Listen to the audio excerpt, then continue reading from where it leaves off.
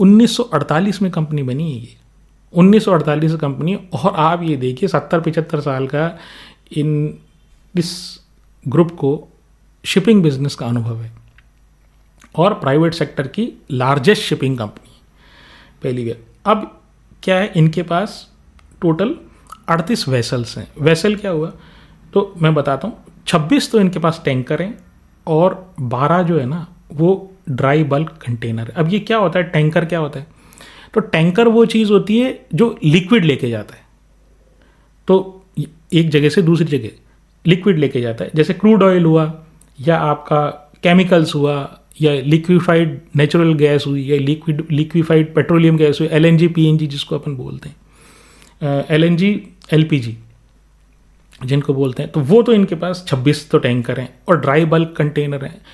तो dry bulk container क्या हुआ, आपको जैसे मान लीजिए रशिया से गेहूं मंगाना है या यूक्रेन से गेहूं मंगाना है भारत में, तो गेहूं है, कोयला है, मिनरल है, ठीक है, ये सारी जो चीज़ें हैं ना वो ये ड्राई बल्क कंटेनर में ढोई जाती है, मतलब इधर से उधर लेके जाई जाती। तो ये 12 इनके पास हैं और फिर इनका एक छोटा एक सब्सिडियरी भी है जिसमें ये ऑफशोर बिजनेस भी करते हैं। ऑफशोर का मतलब क्या है कि जैसे मान लीजिए कोई ड्रिलिंग रिग है, तो ड्रिलिंग रिग जैसे ऑयल समुद्र में से निकालती है और वो किनारे से काफ़ी दूर होती है, तो अब उसको टूल्स भी चाहिए, उसको पेट्रोल भी चाहिए वहाँ पर जो आपके रिग में, तो वो वेसल जो साजो सामान, इक्विपमेंट, पेट्रोलियम और जो भी रिक्वायर्ड चीज़ें होती हैं ना, टूल्स, वो चीज़ें तो शोर पे होती हैं यानी किनारे पर होती हैं और वहाँ से वहाँ तक ले जाने के लिए कुछ तो चाहिए आपको।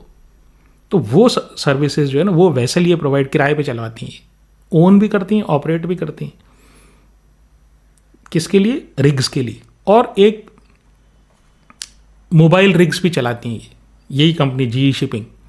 मोबाइल रिग क्या हो, एक तो आपने रिग देखी होगी जो समुद्र में जो स्टैंडिंग प्लेटफॉर्म होता है वो चेंज नहीं होता, वो मूव नहीं कर सकता। और एक मोबाइल रिग्स होती है जहाँ पर एज एंड व्हेन रिक्वायर्ड आप उस जगह अगर आप खोद सकते हो, उसमें ड्रिल कर सकते हो ऑयल वगैरह या गैस वगैरह निकालने के लिए, तो वो मोबाइल रिग्स होती है, तो वो भी ऑपरेट करती है।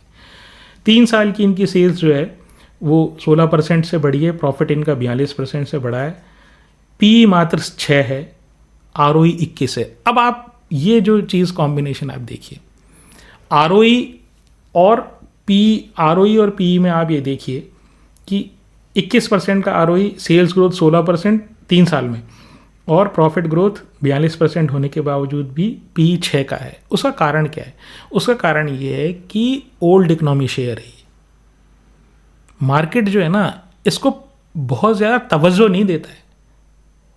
और दूसरी बात क्या है कि इस इंडस्ट्री का नेचर साइक्लिक है। भाई व्यापार जैसे जैसे बढ़ता है, ठीक है, एक्सपोर्ट इंपोर्ट जैसे ज़्यादा होगा, जितना ज़्यादा होगा उतनी ही ज़्यादा इस शिपिंग इंडस्ट्री की डिमांड बढ़ेगी। दूसरी बात क्या है कि कभी क्रूड की डिमांड बढ़ जाती है, कभी कोयले की डिमांड बढ़ जाती है, कभी किसी घट जाती है, तो इसका जो रेवेन्यू जो है ना, कंपनी का रेवेन्यू, वो आसानी से प्रेडिक्ट करना संभव नहीं है। और जियोपॉलिटिकल टेंशन से ये इंडस्ट्री बहुत प्रभावित होती है। अभी ट्रम्प साहब ने टैरिफ वॉर छेड़ रखा है, अब आगे क्या होगा क्या नहीं होगा वो दूसरी बात है, लेकिन फिलहाल तो जो है ना सब टेंशन में आए हुए हैं। फिर कभी